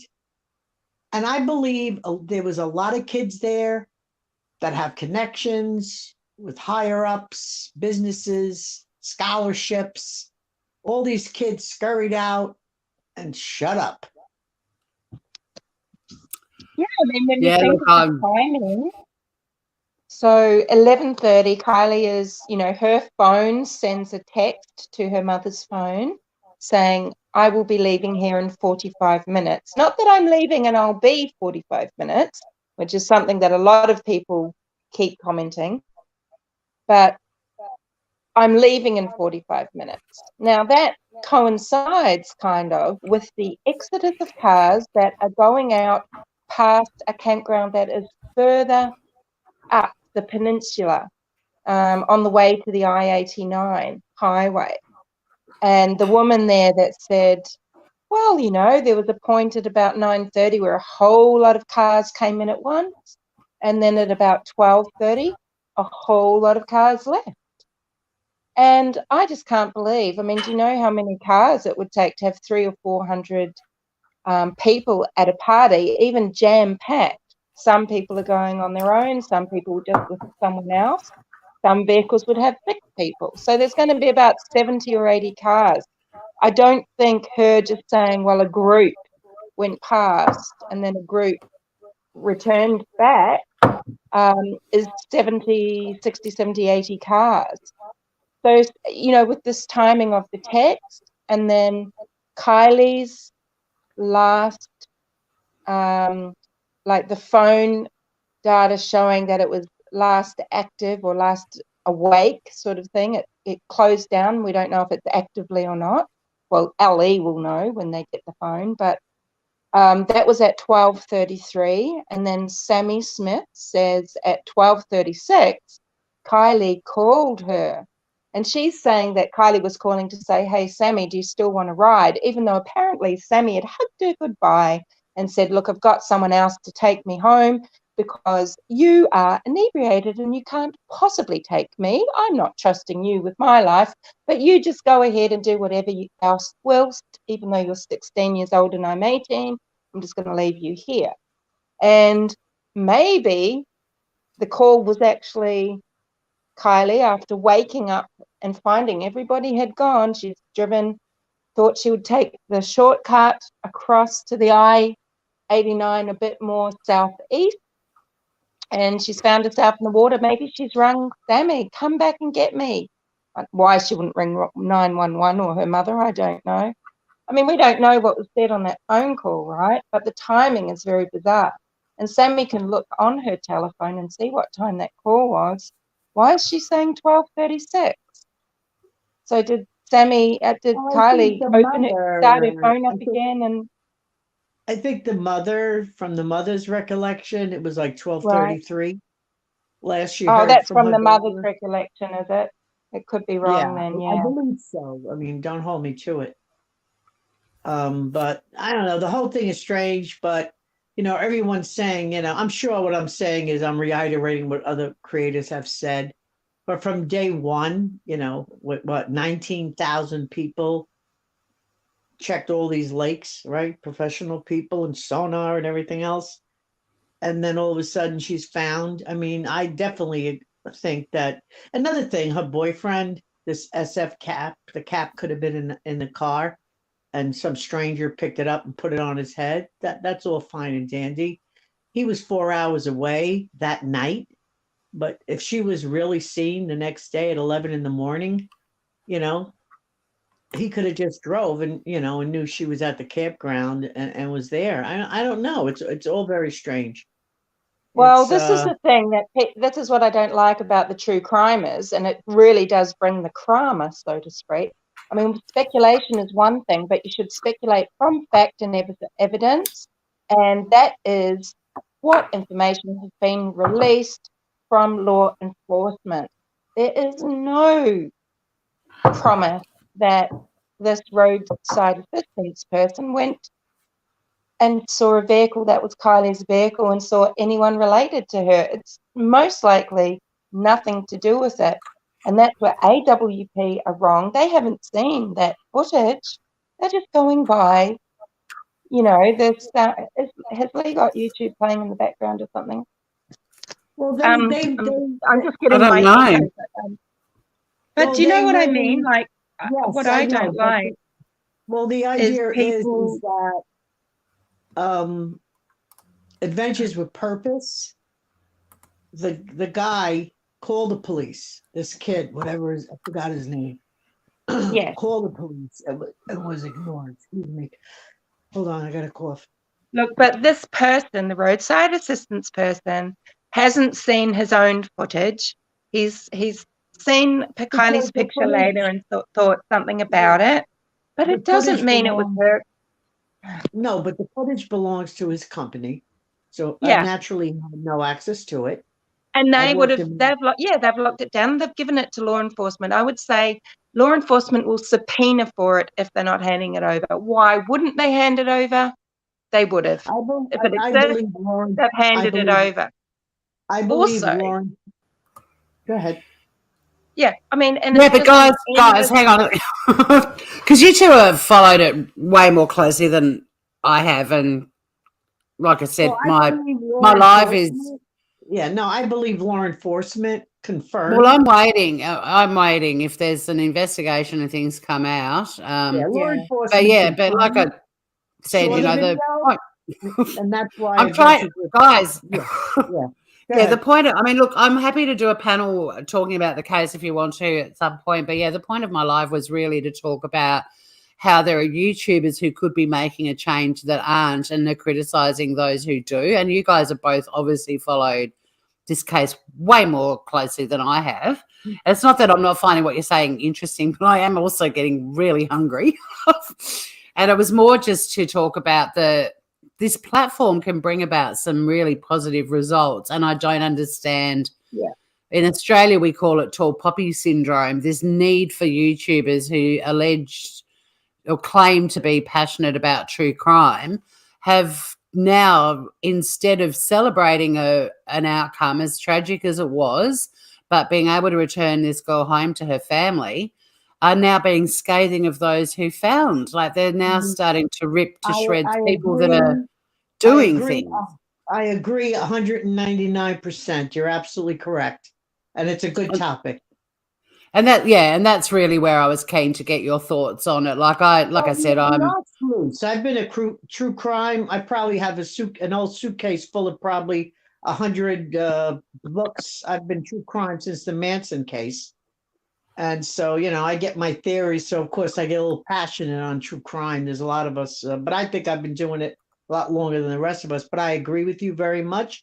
Everything that you said, I absolutely agree with.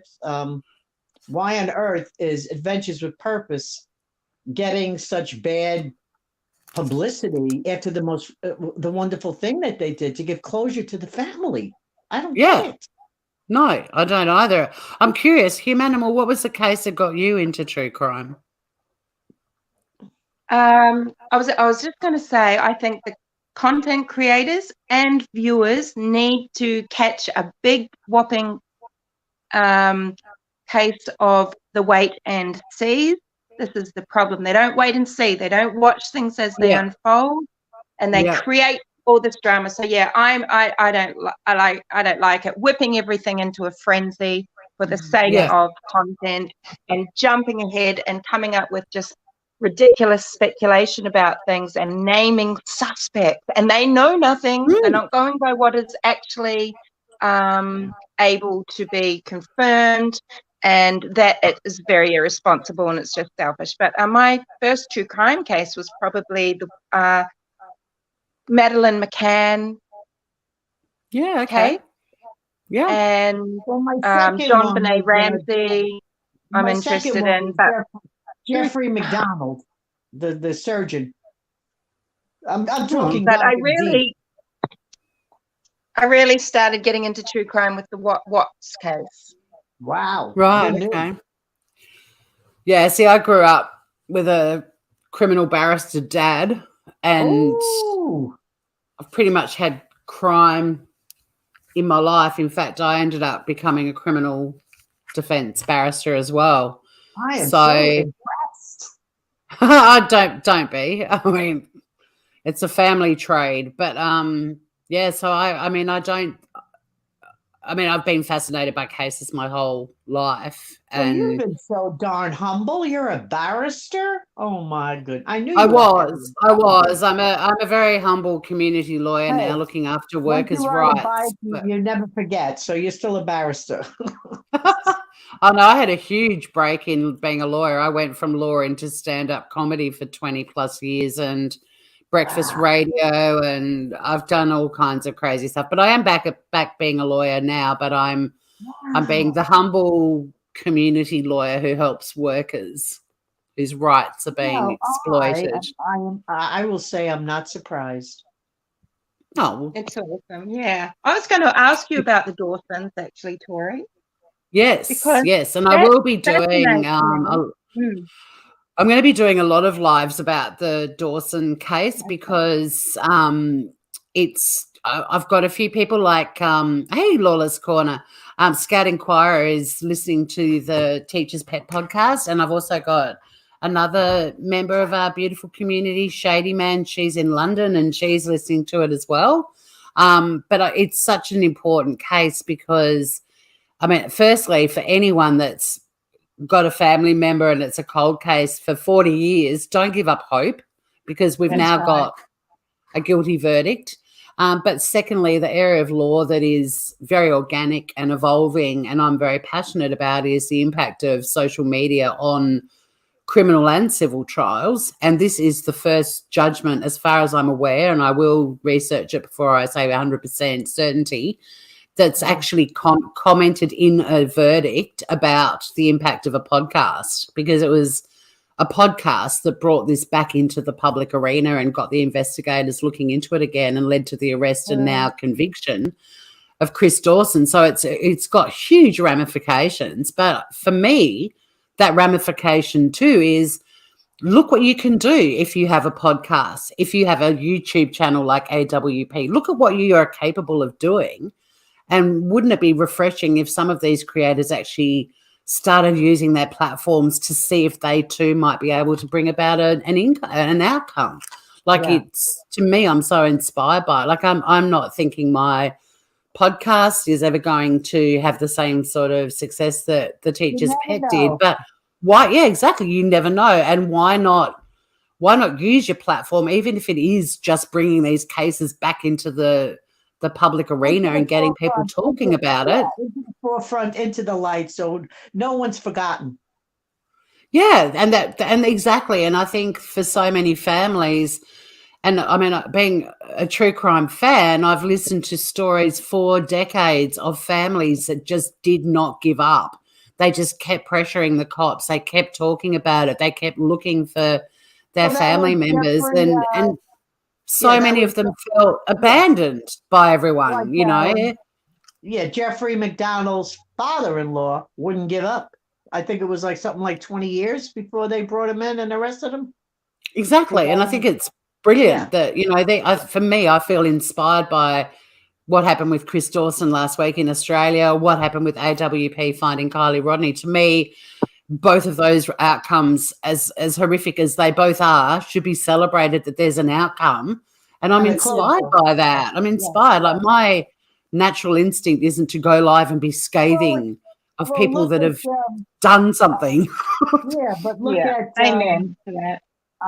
AD, his channel. He found the shadow. So No, he didn't. Stop it. Just stop that. he didn't? No. Okay, He did not find a shadow. Just stop. He's the biggest grifter troll, one of the biggest. Well, I'm not sub to him, so don't worry about it. No, I mean, but you know, there you go. See, this is how it happens. Repeat, repeat, repeat. Oh, he did this and she did that. It's bollocks. It's all fiction. Well, you know, I have my own theory on that, but I don't want to go off track. But, you know. But I think I have my own theory on that. In fact, I was on a channel that, oh, please, I don't even want to get into it. I should probably just open up my YouTube. See, and I don't, and I won't entertain theories about the Chris Watts case on this channel because he did it. He's guilty. He's been locked up for life. The key thrown away. End of story. Move on. Absolutely. No, well, you know, that's why you're a barrister. Yeah, and the evidence all pointed at him, and he pled guilty. See you later. And that's the thing. Like we, you know, there are a few other creators that took the same approach. Gray Hughes is one of them, but you know, he was the same. He's like, he's pled guilty. He's been like sentenced. End of story. Don't need to talk about it anymore. And you know, look at Gray and Humanimal, both heavily into the Delphi murders because they remain unsolved and they're getting their airtime. And that to me is people making a difference and using the platform in a constructive way. But these Right. other channels that are getting outcomes, and for me with crime, it's all Oh, about no, I getting an think outcome. AG reminds me of Dr. Phil. I mean, Greg Look, Hughes, I have very much respect for. I've been on AJ's panel without a bra on, first thing in the morning, hadn't even had a coffee yet, to defend a friend of mine that he was saying was someone in the courtroom during the Watts trial who wasn't. I've got to admit he was fairly pleasant. He wasn't a prick or anything like that, and he did actually even apologise, which apparently is quite unusual. But that's the only real experience I have with the guy. But I don't subscribe to channels that are flogging a dead horse, and I'm going to keep promoting all the channels that are making a change, because this platform has so much potential, and yet hundreds of people still flock to channels that are talking about the Chris Watts case, or the Summerwells, or Gabby Petito, and probably now Kylie Rodney for years to come. Flogging a dead horse. I mean, I'm really digging that line. You don't mind if I use it in the family here. My kids is, I They're love not it. in control of their own minds. They're not in control of their own minds. They should feel ashamed. No, And they don't. They Yeah. don't. They don't Yeah. feel ashamed. But in addition to that, there are hundreds of people rolling in every day cheering them on. And I will never get my head around the I'm not culture of patronising YouTube, because you. it's I agree, but I do love speculation. I'm a true crime buff. So I like. there's nothing theory. wrong, Lee. There's Yeah. nothing wrong with speculation. But when Yeah. the case is solved, let it go. Let it go. Let it go. Let it If people go. want to talk theories, fine. But 4 years on, and they're still making a shitload of money, and the hundreds of people that are still rocking up to listen to that BS, that's what puzzles me. And I'm inspired by the Well, 'cause outcome. people just think we closed it in 72 hours. It was done and over, and Nicole Kissinger just got away, and she was caught in probably at least 20 lies, and she disappeared. But so naturally, the investigators cleared her and didn't look into her further. End of story. well, she's under some kind of witness protection, or I think in prison, prison. Rightly so, because she's probably still one of the most hated women in America. But Yeah, right. gone, move on. If there was an inkling, the investigators would have investigated it. There would have been a different outcome. There wasn't. Let it go. Yeah. I don't know. And again, I really do need to wrap up, because I'm getting so hungry. I'm getting angry. I wouldn't want to be next to you in court. No, well, I can be quite you're formidable. I just Well, don't listen. suffer. I don't suffer fools, and I feel that to not feel inspired by AWP finding Kylie, or to not be inspired by a podcast leading to a guilty verdict, when you truly care about true crime, it makes no sense to me that the reaction is anything but admiration for those people who brought about incredible results. 199% agree on that. And I want you to know I've been your sub since you started your channel. Hey, Shanna, who the hell is Chris Watts? Thank you, Lee. And Shanna's an OG buddy as well. Hey, Shanna, really nice to see you. But exactly, who the hell is Chris Watts? Just before you go then, Tori. Yeah. Can I just ask a quick question about Dawson? I know you're going to do programs on it, but there's no new evidence, right? So how can suddenly the same evidence now result in a guilty plea when it hasn't for decades? I don't get that. Because although the evidence didn't change at all, the investigators that reopened the case because of the podcast and looked at the same evidence agreed there was enough evidence to charge Chris Dawson with murder. If you rewind to 1982, when he was, and you've got to think about this case like it is 1982, he was an NRL football player with a public profile. He was a much-loved Australian sporting hero. He had very close friends in the police department at the time, and particularly police who were investigating it. They were wealthy. It was that typical white Australian sportsman being untouchable. And that's why Interesting. the Yeah. podcast getting fresh investigators that didn't have anything to do with Chris Dawson looking at it again going, what the fuck? There's enough evidence here to charge this guy with murder. So Yeah. that's why. And that's why it's incredible, because it just wouldn't have happened today, because what would have happened is he would have been arrested for grooming a 16-year-old student and having an affair with her. So it just wouldn't happen now. But it's the fact that we've come a long way, and these sort of untouchable sporting heroes grooming teenage girls these days. But back then it all just got swept under the carpet because, he's an NRL player and he's got friends in the police force. So that's why. And that's why it's fascinating and terrifying. But the fact that this podcast put all that evidence before fresh eyes with no links to Chris Dawson, no attitude of he's an untouchable Australian athlete, that's what led to him being charged. And the judge very rightly said there is only one conclusion you can make from all this circumstantial evidence. You did it. Brilliant. No, it's commendable. It's amazing what people have done. A person that is doing some good like that is a person called Ryan Wolf, and he's got a podcast called Guilt, and he's looking into the case of Jordan Vidori in New Zealand, who was killed 10 years ago. Well, I think he's uncovered something, right? And, people like that he doesn't consider himself an investigative journalist. He's got a law degree, but he's very good. And what he did was he just put his money where his mouth is. He put his boots on the ground, went down to this little town called Paeroa, and he started talking to people and talking to the locals. And it showed just how much bullshit and jelly beans goes around as gossip, that, who would be, these people would be sources if this thing was taking off on YouTube, if Jordan's case was on YouTube, other than Ryan's podcast. And, and so people would take it as fact. But Jordan went there, and you discover that it's all just, people's extrapolations and misunderstandings, or maybe even disinformation, but it's taken as fact.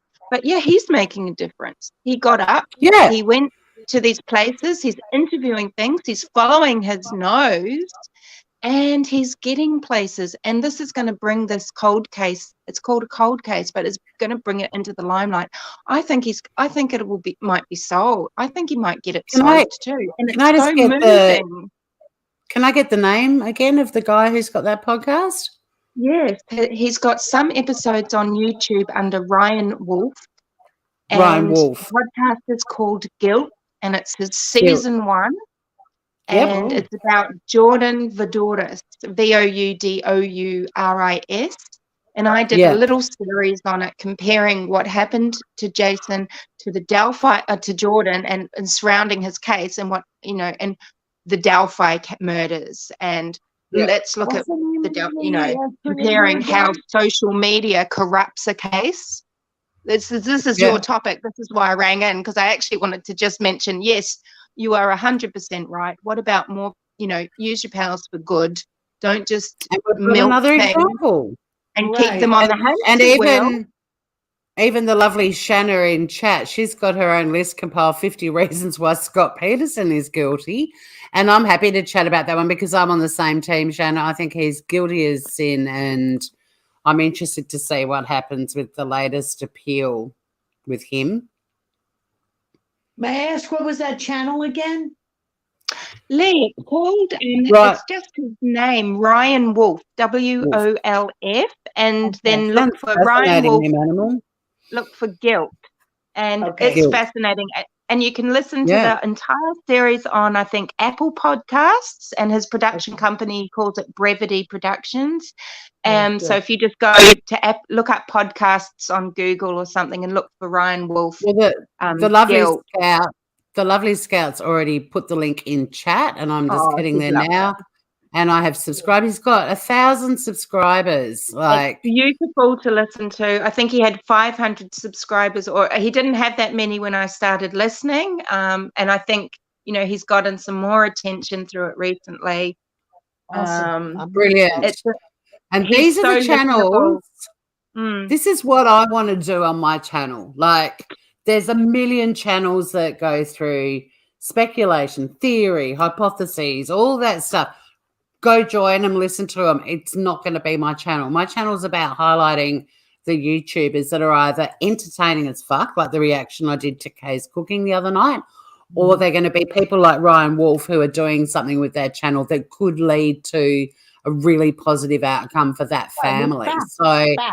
And that's what I think. I hope to God that there is another channel there is a channel in the true crime community we all found ourselves in that is also inspired to just take a shift of the way they think and stop just being a critic of everyone else on the platform and start using their platform to inspire people and to highlight stories. It just is a no-brainer to me. And the fact that was my reaction to the Chris Dawson thing and to Kylie Rodney. I believe there are other people out there who feel the same way. And has done a phenomenal job, and now taking heat for a phenomenal work, giving closure to a family. There's nothing better than that. There is nothing better than that. If you are truly into true crime, that is what you want. Right. You don't want to use someone's tragedy to make money on YouTube, either criticizing other YouTubers or just bitching about other YouTubers, but having some poor missing child, Summer Wells, tagged in the title of your video, or I'm sick of watching it. I'm sick of watching it. And I unsubbed so many channels regarding Summer because that was beyond crazy. Well, it still is crazy. It still is. And I just feel that there are clearly always going to be hundreds of people rolling into those channels, but I'm happy to join the Ryan Wolfs of the world, the Headley Thomases of the world, the AWPs of the world, and see not even see, but just put stuff out there, because you never know what might happen. And if you give a family closure, there could be no greater feeling than that. So, yeah, but I am really hangry, in case you can't tell. No, but I agree with you. I mean, you go and have a lovely lunch. Yeah, I'm going to make a lox omelette, which is I agree. I mean, some of these speculations are insane. That's why I said I unsubbed to so many channels with little Summer. I mean, that was getting beyond control with what happened to the parents and the children, their little boys. I mean, this is ridiculous. We're getting off the charts here. Let somebody do some research to really try and find this child and come with some facts and proof. And it's just, instead of picking somebody what happened 20 years ago, 25 years ago, 30 years ago, I mean, it was just off the chain for me. I mean, it just, no, I'm. And it is off the chain. And like Shanna's used the word community in inverted commas is so appropriate as well. But I want to say thanks to Morgan M, who popped up earlier. Lee RD, thank you for popping up. You weren't as controversial as you claimed you'd be. Humanimal, always love having you up on the panel as well. And yeah, I will be doing I hope I wasn't some stuff too about. You were a bit annoying, but not too much. I'm kidding. You're fine. But yeah, I will be covering Chris Dawson a bit, but that has had an outcome. But I'm really inspired to have a look into Ryan Wolf and what he's up to. Ryan Wolf, and thank you, Morgan. Thank you, darling Miss Barrister, counselor, for letting me up on panel. I appreciate it. I've been a sub since you opened your channel, so I appreciate it. Well, I appreciate you popping up, and I appreciate Humanimal popping up as well. And yeah, just start calling out this shit if you do stumble. Absolutely. I used to be scared about saying stuff in channels, and now I'm like, I don't care. I'm never going to meet these people. I mean, I do care about some people that I do hope I meet, but speak up a bit. Like, I think the tide is turning. I can't be the only channel that's just going, hey, why aren't we? Hey, stick to it. Stick with your philosophy and what you're doing. I will. The thing is, Sunny. Tori, in closing, I'll get off now and I'll let you go and get lunch. But in closing, I just want to say something, though, because when you do speak up, I mean, I've spoken up actually against some really big channels for terrible shenanigans that they make because they know exactly what they're doing. They actually have producers. These might be ex-cops and things like that. And they've got agendas. And they manipulate cases. They manipulate the viewer. And when you speak up against that, you will get the flying monkeys. I have been bullied to an inch of my life on here. But, you know, it hasn't shut me up. I'm always speaking up against channels. Well, I and respect it you could and be I thought of enjoy- as just being critical. Yeah. But, you know, I just want to, feel I just want I to need say, to call it when I see it. yeah, I'm not surprised you've been put through that, and it sucks that you have. But I do want to say, I choose my battles. Like, I am not going to be taking on everyone. I'm going to be putting my energy into putting material and information out there that could help someone. But I also choose my battles, and I do know that there are some places where I just feel, even if I just drop a comment that might change someone's mind, I don't have the time to be taking on anyone. Like, at the end of the day, this platform's here for us all to do and say whatever we want to do. But in terms of me saying I'm just not staying silent anymore, there are battles that I will choose just because it means I don't walk around the house heckling them. I just say what I'm thinking to them. Whether it changes anyone's minds or not, I don't really care. But if it does change one person's mind, awesome.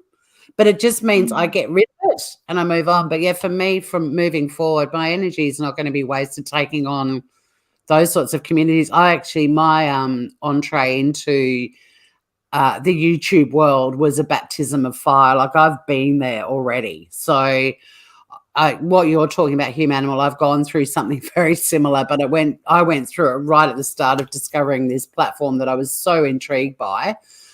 So yeah, I've been incredibly cautious, but there are some days and some creators now where I'm like, I mean, there's some that I just won't even bother dealing with because to me they're blips, but there are others where I feel it's important just to put a different opinion in, see how they handle it. If they don't handle it well, line through them as well. Again, I mean, I don't want to be flogging dead horses either, you know? No, but I understand. I mean, I've been cloned, you know, I've said things that maybe some people don't agree with, and then you'll have like 5, 10, 15 people will comment and, you know, Lee, yeah, I kind of thinking Lee's making some sense. And then I'll get 5 or 10 comments or whatever that comes to me that is just so beyond nastiness and rudeness. And, you know, you could disagree with someone without being cruel. And that's what the block button's for, you know. That's the other thing. Like, we can moderate. We can moderate our YouTube lives. If someone spoke to us in like that in real life, we would never entertain them again, not for a millisecond. But the thing is, I've been on YouTube since 2012, so I know what happens. I mean, you know. So it's a crazy world out there in YouTube land, but good things can happen if you use your social media intelligently. And that's what I'm planning to do. And you have a tough skin, and you say Humanimals. Yeah. Humanimal, thank you so much. She's bailed. I'm bailing too. I've got to eat some food before I'm bailing too. I have to leave tomorrow morning. I'm not packed yet. You do. Well, safe travels, Lee. Well, thank you so much. Thank you so much as well. Your guests and all your subs, and thank you again for having me up. Thank you so much. Thank you so much too, Lee, and safe travels. Deep respect. God bless. Cheers. And to everyone in chat too, thank you for indulging me. This rant was only meant to go for like, you know, an hour. It's now 2 p.m. I am definitely hangry. But I really appreciate, thanks so much, Humanimal, and Lee, and also Morgan for jumping up. But yeah, I just think some really inspiring stuff has happened in the last week or two in Australia and in America because of social media. One YouTube channel, one podcast, and Humanimal's mentioned Ryan Wolf, who I'm going to check out as well. And I just think there's a really good opportunity for all of us to just put down our weapons and stop being critical of people who are doing something. And if you're not doing something and you're just going to be scathing of everyone who is, well, you're not worth a pinch of poo in my mind.